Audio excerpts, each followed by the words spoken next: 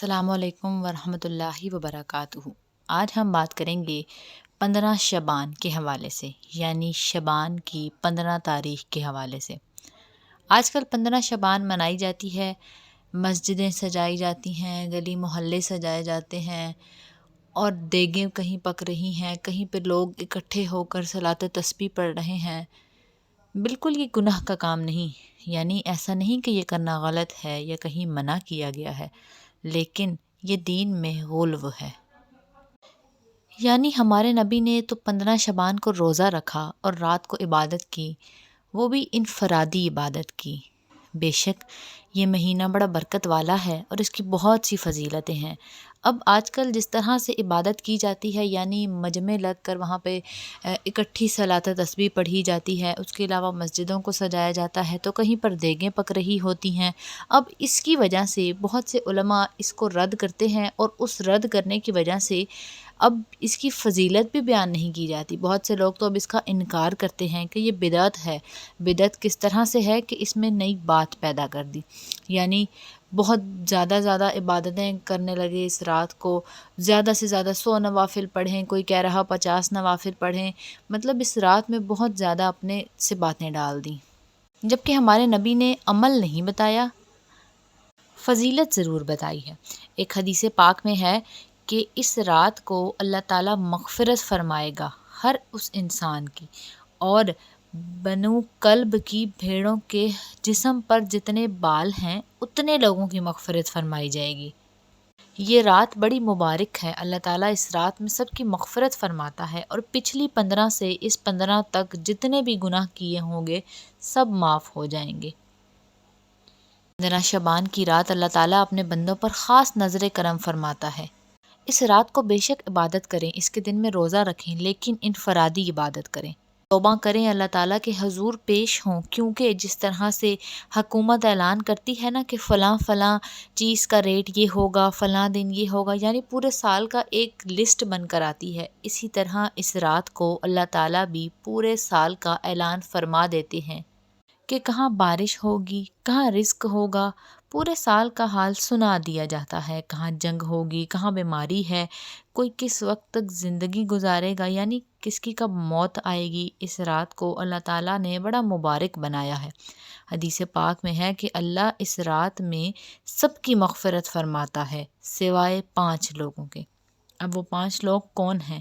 پہلا وہ شخص جو مشرک ہے، دوسرا وہ جس کے دل میں بغض اور کینہ ہے، تیسرا وہ شخص ہے جس نے اپنے پاجامہ شلوار کو ٹخنوں سے نیچے لے گیا، لیکن اس میں ایک شرط ہے۔ اب یہ شرط یہ ہے کہ تکبر کی وجہ سے ایسا ہو، یعنی اگر سستی کی وجہ سے ہے یا انجانے میں ہے، غافل پنے کی وجہ سے، اس شخص کے لیے وہ حکم نہیں ہے۔ چوتھا وہ شخص ہے جو کہ ماں باپ کا نافرمان ہو، ایسا نافرمان جس نے اپنے والدین کا بہت دل دکھایا ہو، ان کو بہت سی تکلیفیں دی ہوں۔ اب چھوٹی موٹی غلطی تو ہر کسی سے ہو جاتی ہے، لیکن جو ماں باپ کا زیادہ نافرمان ہوگا وہ بھی اسی کے حکم میں آتا ہے۔ پانچواں وہ جو مسلسل شراب پینے والا ہو۔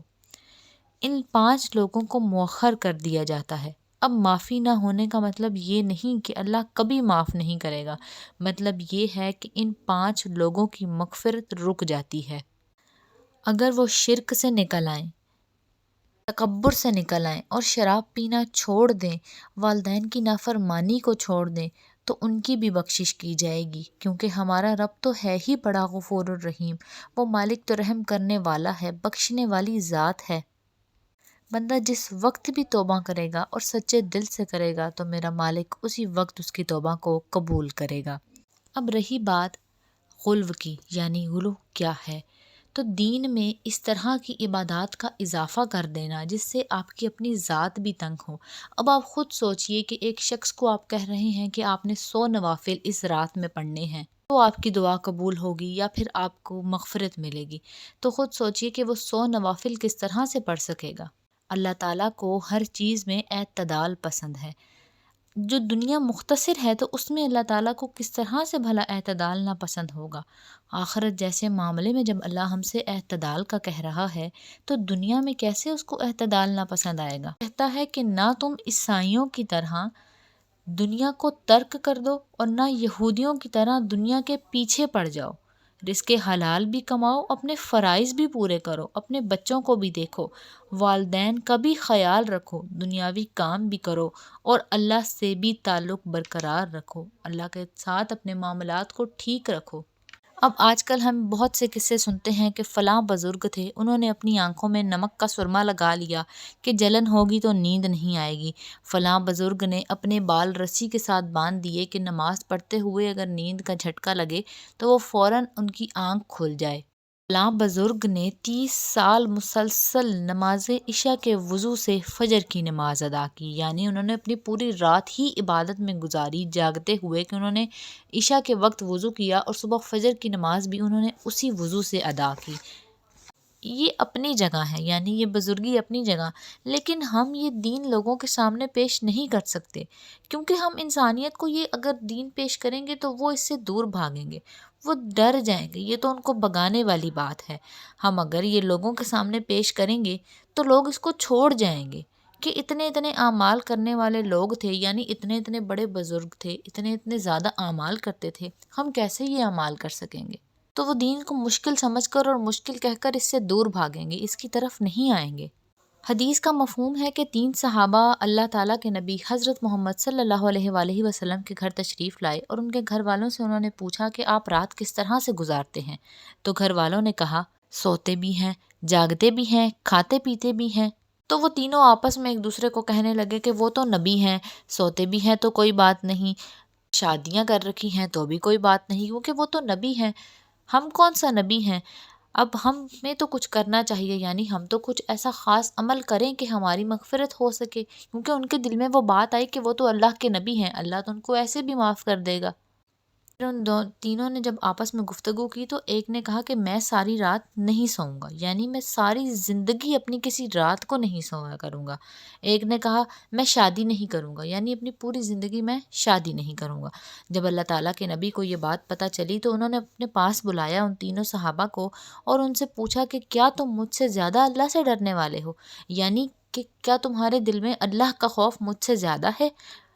اللہ کے نبی نے فرمایا کہ میں تم سے زیادہ اللہ کو جانتا ہوں اور تم سے زیادہ اللہ سے میں ڈرتا ہوں، اس کا خوف میں اپنے دل میں تم سے زیادہ رکھتا ہوں، میں سوتا بھی ہوں، میں کھاتا بھی ہوں، روزہ بھی رکھتا ہوں اور چھوڑ بھی دیتا ہوں، میری بیویاں بھی ہیں، میں ان کے پاس بھی جاتا ہوں۔ فرمایا کہ تم دین میں غلو سے بچو، پہلی امتوں میں ہلاک کر دیا دین میں غلو، یعنی انتہا پسندی۔ دنیا اور دین دونوں میں اللہ تعالیٰ کو اعتدال پسند ہے، یعنی دنیا اور دین دونوں میں آپ اعتدال رکھیں، ایسا نہیں کہ آپ صرف دنیا کی طرف رجوع کر لیں اور دین کو بھول جائیں، اس دنیا میں آنے کا مقصد بھول جائیں، اور ایسا بھی نہیں کہ آپ دین میں لگ کر اپنی دنیا کو بھول جائیں، دنیاوی رشتوں کو بھول جائیں، دنیا کے کام جو آپ کے ذمے لگائے گئے ہیں وہ بھی تو اللہ تعالیٰ کی طرف سے لگائے گئے ہیں، آپ ان کاموں کو بھول جائیں، ذمہ داریاں وقت پہ پورا نہ کریں، ایسے آپ کے گھر کے معاملات بھی خراب ہوں گے۔ اللہ پاک مجھے اور آپ سب کو دین کو سمجھنے کی اور اس پر عمل کرنے کی توفیق عطا فرمائے، آمین بجاہ النبیین صلی اللہ تعالیٰ علیہ وآلہ وسلم۔